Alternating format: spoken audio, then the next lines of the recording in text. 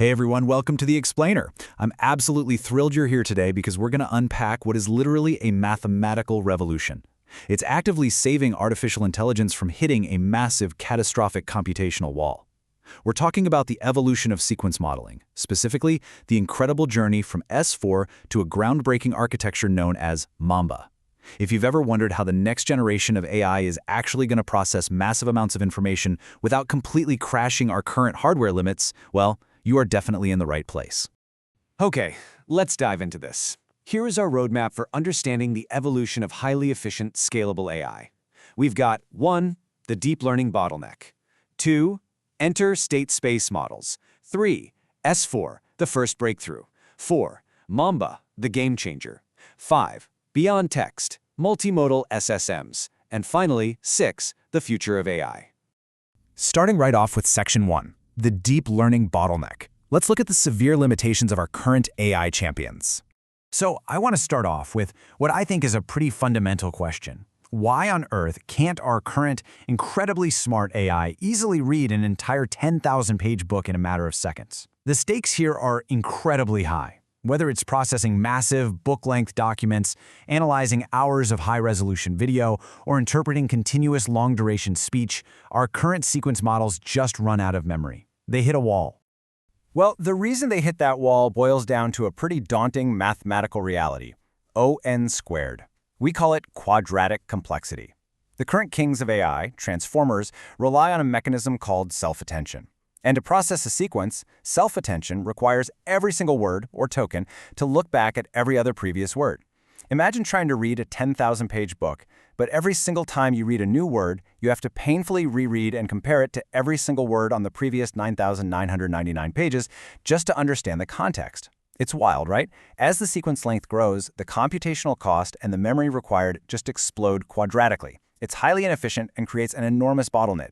You know, before transformers came along, we relied on recurrent neural networks, or RNNs. RNNs process information sequentially. They're fast and they process data with a linear complexity, but they are notoriously forgetful. Because they compress everything into a single hidden state step by step, they suffer from vanishing gradients. Basically, they completely forget the beginning of the book by the time they reach the end. Transformers solved that memory issue with global attention, but they became massive quadratic memory hogs. So, the field desperately needed a new hero. We needed an architecture that combines the linear, lightning-fast speed of RNNs with the brilliant, long-range global understanding of transformers.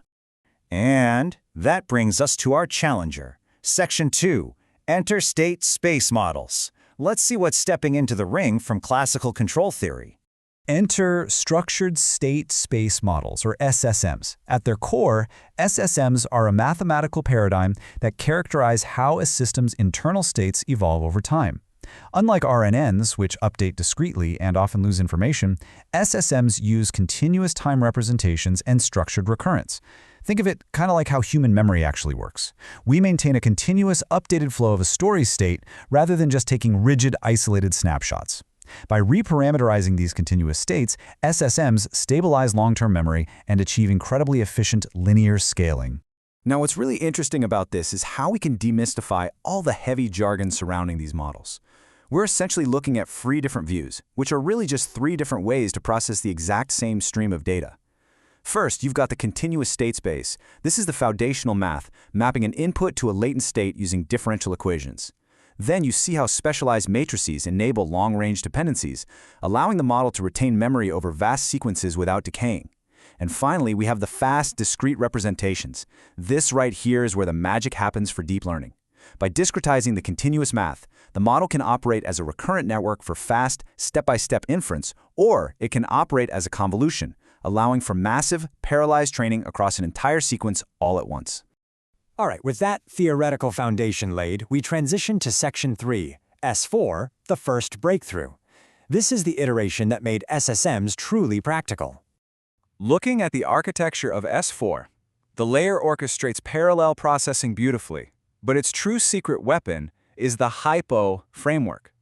HYPO stands for High-Order Polynomial Projection Operator, but what you really need to take away from this is that S4 mathematically and optimally projects past information into a compressed memory representation.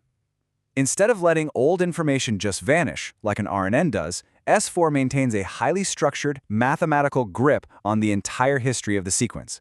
It effectively solves the vanishing gradient problem. S4 basically brought three massive innovations to the table.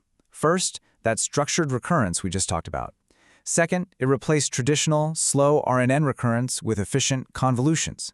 And third, it utilized fast Fourier transform, or FFT, acceleration. By converting operations into the frequency domain, S4 achieved subquadratic complexity. This allowed it to handle tens of thousands of tokens. We're talking vast DNA sequences or long-form audio at blinding speeds, easily outperforming standard transformers in long-range scalability. But S4 had a catch. It relied on fixed parameters. It treated all information exactly the same, which leads us to Section 4, Mamba, the game changer. Let's move to and see how this builds, because this space evolved rapidly. In 2021, S4 laid the foundation. By 2022, we saw S5, which simplified the architecture by introducing a multi-input, multi-output framework that stripped away a lot of computational overhead. But then in 2023, the landscape shifted dramatically with Mamba. Mamba took the SSM framework and introduced dynamic, input-dependent selection. It fundamentally changed how these models filter information. If we do a quick head-to-head comparison, you can really grasp what Mamba achieved.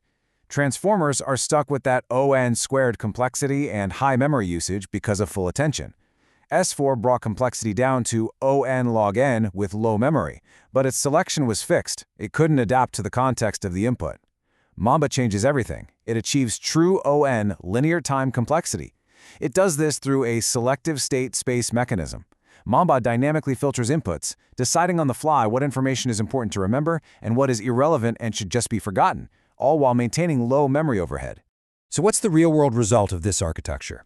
Mamba delivers up to a massive 5 times inference speedup over transformers. 5 times. It completely eliminates the need for computationally expensive attention operations. By optimizing the memory hierarchy on the hardware itself to reduce read and write operations, Mamba proved to be a monumental leap forward for AI efficiency. But hey, Mamba isn't just a text-reading hero. Let's look at Section 5, Beyond Text, Multimodal SSMs. Its linear scaling is radically changing how AI processes complex data. And this brilliantly illustrates Mamba's sheer versatility. It goes way beyond natural language. Take Graph Mamba, for instance. Graph networks are notoriously heavy to process, but by incorporating a node-centric Mamba model with input-dependent filtering, it effortlessly handles complex, interconnected data structures. Then there's the Fusion Mamba framework.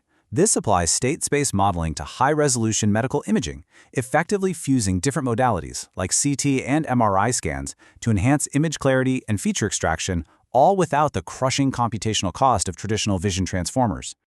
To really put that into perspective, in highly complex graph learning tasks, Graph Mamba reduces GPU memory consumption by up to 74%. That is a staggering reduction.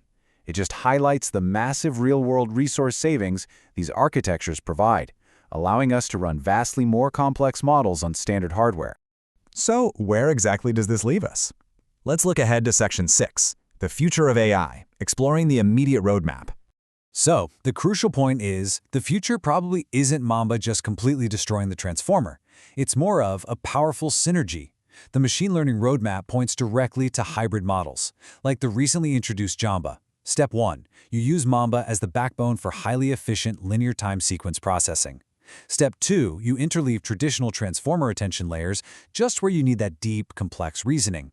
And Step 3. You apply a mixture of experts to massively scale the model's capacity without increasing the active compute cost. This hybrid approach gives us the absolute best of both worlds, enabling models that can process up to 256,000 tokens of context with remarkably low memory usage.